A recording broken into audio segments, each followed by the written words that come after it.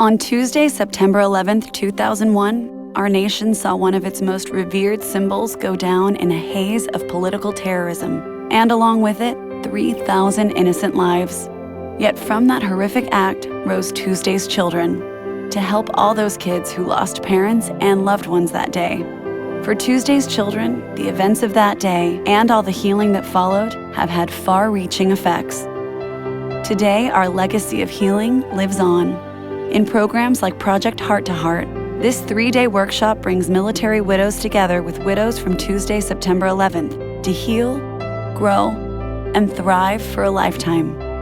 I think Project Heart to Heart allowed the 9/11 community and allowed me to share my story with women that have suffered a loss. I felt like I wanted to give back. I felt like I wanted to help another group and tell them that it's going to be okay.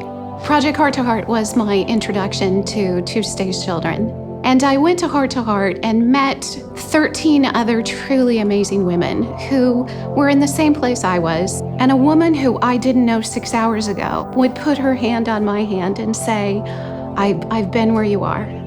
And then someone else would tear up and I could put my hand on her hand and say, I've been where you are. All of our lives are benefited from 3 days together.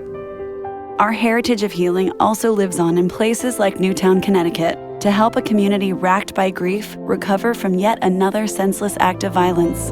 On December 14th, 2012, the shootings at Sandy Hook School happened, and the community, just like the 9/11 community, were in shock. So we started beginning to get phone calls for us to come up to some of the symposiums that they were having up there and share our lessons learned. Our community-based model was able to bring the families together in a way in which provided an opportunity for them to build strength together, and just asking them what they need, and having the agility and the flexibility of having an adaptable long-term approach. The reach of Tuesday's Children extends to countries like Israel, Ireland, and Pakistan, among more than 20 others. Through Project Common Bond, we bring together teens who share a common bond, the loss of a family member due to an act of terrorism. So far, more than 500 children have bonded together under this program.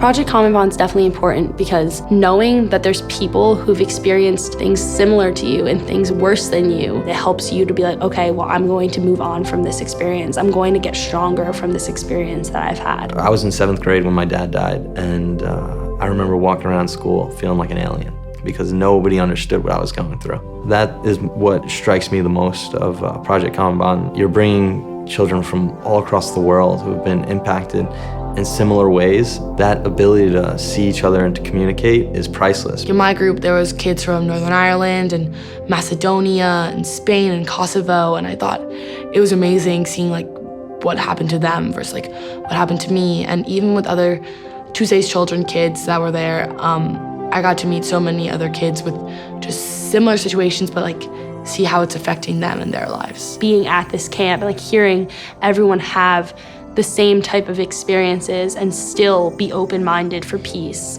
is just incredible.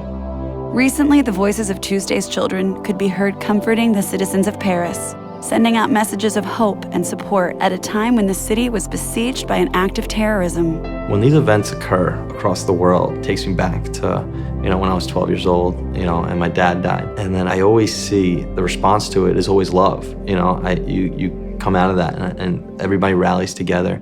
People around the world are looking for hope. So to the people of Paris, to the people of Nice, to all the people affected by terrorist attacks, showing this love and showing this hope is the ultimate defense against any terrorist attack. It's only because of your generous contributions through the years that Tuesday's Children has been able to impact the lives of people here and abroad. Sadly, though, the world continues to need healing. More and more senseless acts of violence continue to darken our diverse landscapes, and mass shootings and incidents of terrorism, here and abroad, are occurring with alarming frequency. Terrorism isn't going anywhere, and increasingly smaller numbers of people can do more destruction. So Tuesday's Children really needs to share its lessons learned from the 15 years working with the 9/11 families and children. There is a tomorrow, and tomorrow's beautiful, and today's beautiful, and you gotta live it. Love conquers all. And it all comes down to peace, love, and understanding, and accepting everyone for who they are and what they are, and not to judge, because we're all in this together. And I promise there is still hope. Since 2001, over 61,000 global terrorist incidents have claimed more than 140,000 lives. And mass shootings and domestic terrorism continue to be a serious concern for us here in the United States, especially in the wake of what happened in Charleston, and what happened in San Bernardino, and what happened in Orlando, and what seems to be happening with more and more prevalence. With your continued support, we're able to keep helping communities that may benefit from our approach to long-term healing, and to keep helping our military widows. We can address all the hurt and pain, let the healing take root, and flourish for as long as it's needed. Tuesday's Children, healing for today and tomorrow.